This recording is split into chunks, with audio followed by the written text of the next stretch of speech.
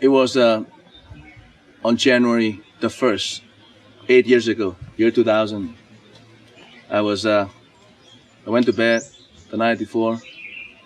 My wife was next to me, and there's one moment when I woke up, and with all consciousness, all my senses intact, my brain, everything, it's just fully conscious. But I was surprised because I wasn't where I was supposed to be, in my room. I was in a weird place. I couldn't explain. There's no place like that. And I was puzzling. Where am I? What's this? I mean, I'm conscious. It's not a dream, not a vision, but it's me. Like physically too, it's me. I just cannot see myself wearing what clothes and so on. It's all the details just lost. Because of the trauma, because of the shock. And I heard a voice behind me. I couldn't turn my neck, to the right, to the left. Just a voice behind me. And because I fellowship with that voice every day, reading the Bible every day, I know that voice is my master, Jesus Christ, saying to me, "You are here by my will. Go ahead and go forward. Walk on. I'll lead you. I'll show you something to tell other people. And just walk on." And a very long path.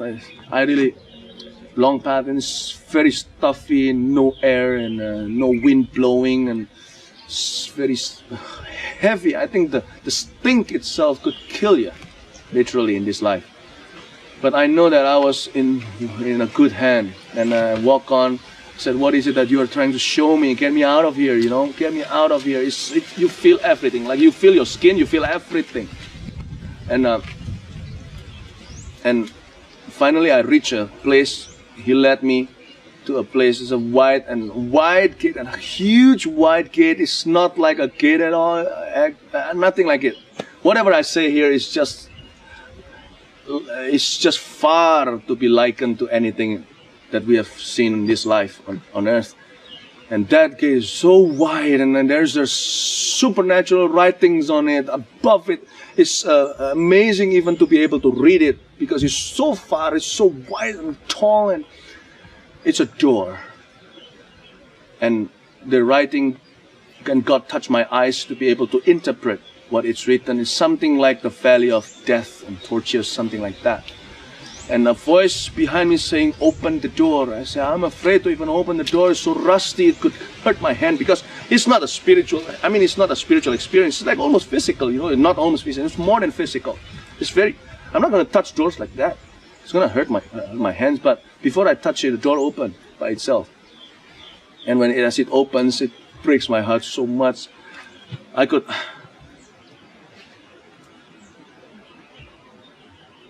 could hear all those. I could hear people, voices of human beings, crying for help and cursing, everything, you name it. And it's not clear anymore. So many people, and gnashing of teeth, and the heat the darkness just came out. It's not like darkness, like there's no light and this is darkness. The darkness is a force, and it's a reality. It's feeling the wrath of God in the air.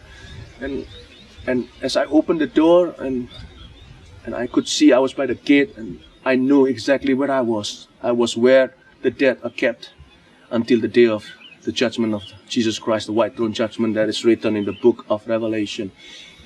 And before I could see anything else, I could see far away. It's too far for a man to reach with his eyes, but because of Jesus and his power, I could see it very far away. Endless. At that direction in front of me is really endless. And I could see smoke billowing up. And it was like there is a glow of fire, though I could not see the end of the fire. The valley must be very deep, and the lake must be deep. It must be a lake of fire or something, and it's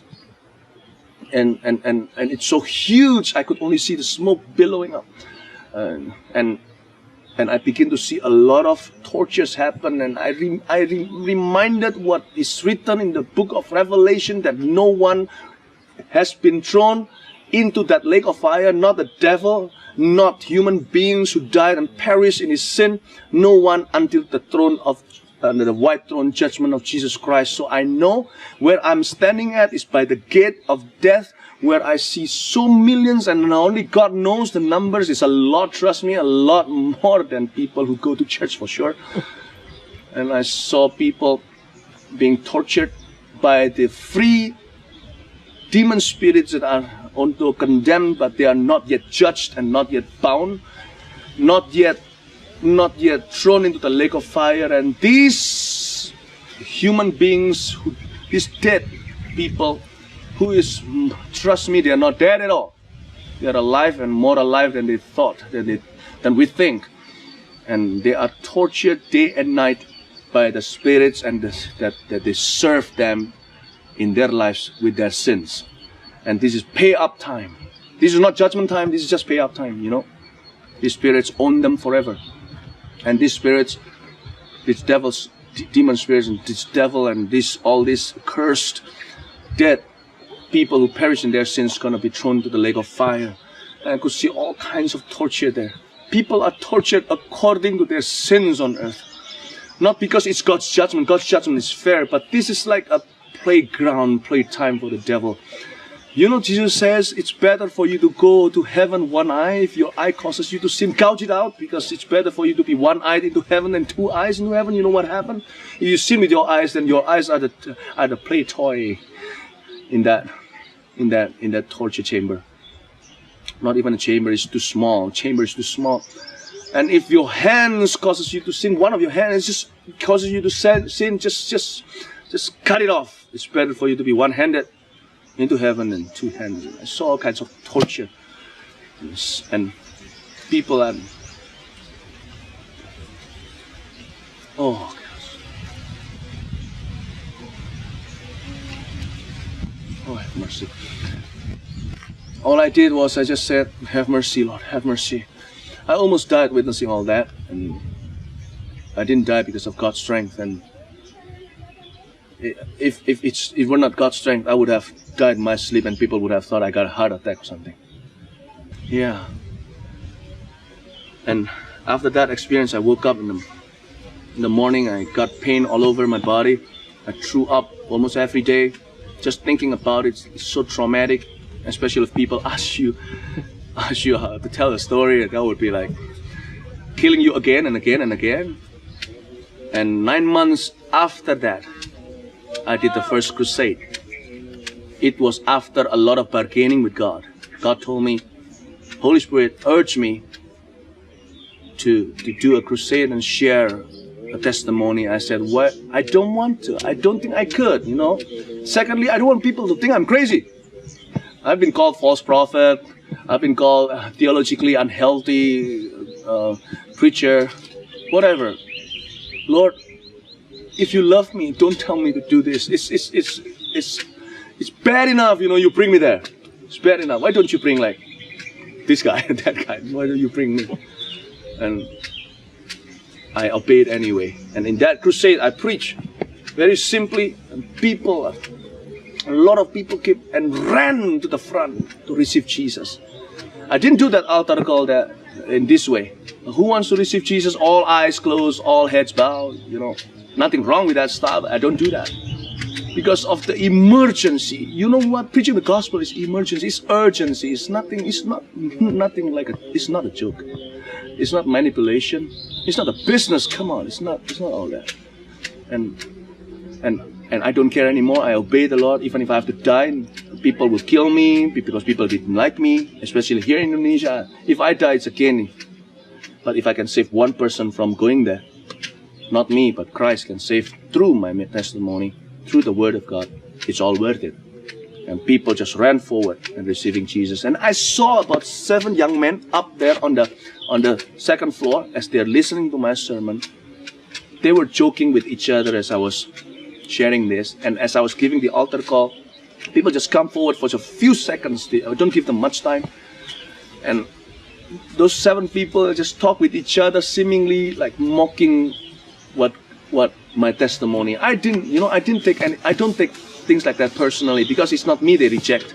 Suddenly I get my first vision in that crusade. I got a vision, these 7 people willingly holding hands together jump into the lake of fire, and that broke my heart apart. Although about some thousands of people came to Christ in that 3 nights of crusades, but still cannot heal my heart. I know that those 7 people have hardened their hearts, and I don't think in any other crusades or in any other witnessing effort by their friends, if they hear something as hard as hell, they cannot change. They will not change at all. And how about the people in the Western world? Hell is a fantasy. Hell is just a word. Go to hell. Do you know what you're talking about? And hell is just a story, you know. It's not real. It's made up. It's up to all of us what to believe. But I always have this belief. I share this. Believe it or not, my hands are clean. Whether people believe or not believe is not in my control. As long as my hands, I know I'm clean, my hands are clean from your blood. You make your own choice. I've done my part. Yeah. And I knew that we are not to take sin lightly. We are to be judged according to our deeds. And Jesus Christ died as a horrible death. There must be something horrible in death for all human beings to experience, for such a love to be sent from above to die a horribly and embarrassingly humiliating death like Jesus did on the cross. We must not take things easily, take sin easily. And yeah,